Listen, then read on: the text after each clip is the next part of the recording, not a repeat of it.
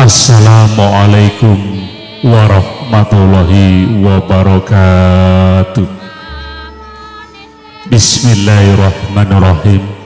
Alhamdulillahilladzi akhalan nikah wa harama sifah. Assalatu wassalamu ala rasulillah Sayyidina wa maulana Muhammadin ibni Abdillah wa ala nabiyya ba'dah wa ala alihi wa sahbihi wa mawalah. La hawla wa la quwata illa billah. Amma ba'du. Amit amit pasang kalimat apik mugi tinebena saking tulasari, tinebena saking siku denaning Sang Hyang Maha Kawasa.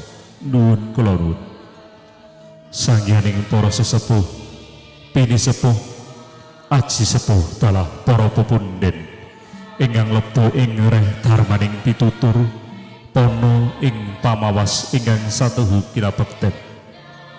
Para alim, para ulama, para kiai ingkang rinten dalu tansah sumanding kitab suci wahyuning Ilahi minangka kiblating panuntun manembah mring ngarsaning Gusti ingkang tansah kula tenggo pituwahipun.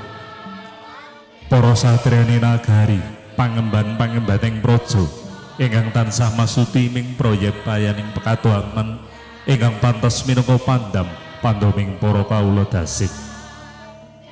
Para rawuh kakung sumawana putri ngampepak sinaraja dahat kalingga murda dadan kalautana lempen para kadang werda tumaruna ingkang tansah winengku ing bagya lan mulya kanthi ngaturaken kasugingan, katentreman miwah kabagas warasan. Mugi tansah lumuntur saking sih wilasaning Gusti ingkang Maha Welas saha Maha Asih.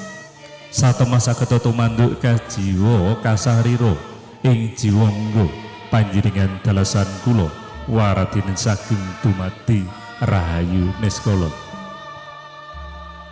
Mastuti dawuh saha jijiban kang kedah sinangkuling rikala menika kula piniji kang hamengku gadina nggih panjenenganipun Bapak dasar dalah Ibu Martini kinen pratitisaken pawiyantun pahargyan dawuhipun Diayu Niken Jumiati putri pawestri Bapak dasar dalah Ibu Martini ingkang samangke jinatu krama dening Raka Mas Bagus Muhammad Mukaromin putra Bapak Kasna Ibu Siti Mastiah ingkang mijil sakalaten Dukuh Pulo Mojo Wetan Kecamatan Banjarjo Kabupaten Blora.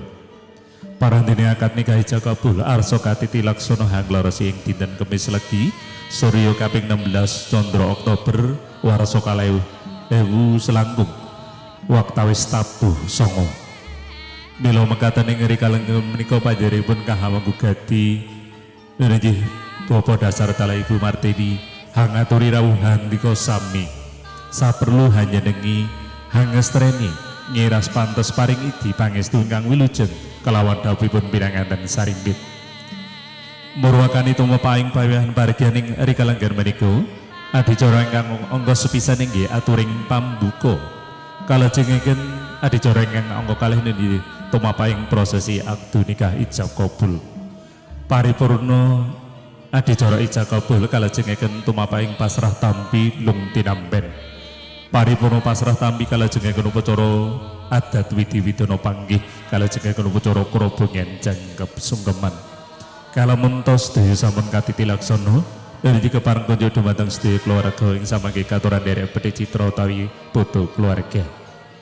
Para lenggih kakung sumana putri ingkang minulya, megatan menggih ruturun dening adicara ingkang arasa katiti laksana mawantu-wantu panjenenganipun kang hamengku gadine inggih Bapak dasar dalah Ibu Martini kasuwun dumateng sedaya para rawuh tansah lalenggen kanthi sekeca kasuwun hanggerantu ngantos paripurnaning adicara.